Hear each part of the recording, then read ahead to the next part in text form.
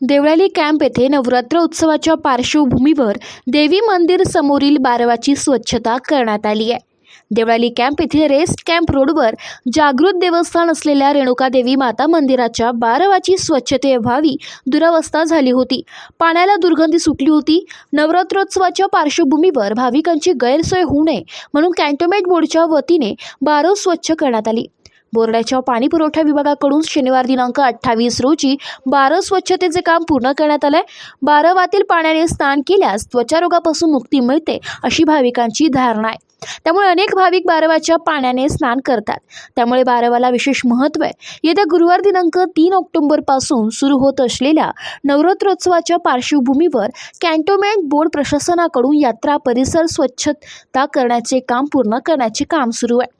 नाशिक शहर जिल्ह्यासह उत्तर महाराष्ट्रातून भाविक त्वचारोगापासून मुक्ती मिळावी या श्रद्धेने अंघोळ करण्यासाठी मंगळवार, शुक्रवार तसेच पौर्णिमा या दिवशी भेट देत असतात। मात्र त्वचारोगापासून मुक्ती देणाऱ्या बारवाची अनेक दिवसांपासूनच स्वच्छताच करण्यात आलेली नव्हती। त्यामुळे परिसरात दुर्गंधीचे साम्राज्य तर पाण्यात बारीक जीवजंतूंचा प्रादुर्भाव वाढला होता। याबाबत नवरात्रोत्सव लक्षात घेता या ठिकाणी येणाऱ्या भाविकांकडून या पवित्र बारवाची स्वच्छता करण्याची मागणी देखील जोर धरू लागली होती। बारव स्वच्छ झाल्याने भाविकांनी समाधान व्यक्त केले। एक छोटा अडीक चांदीचा पत्रा, शेकडो कपड्यांसह खालील गाळ या बारेवतून काढण्यात आला।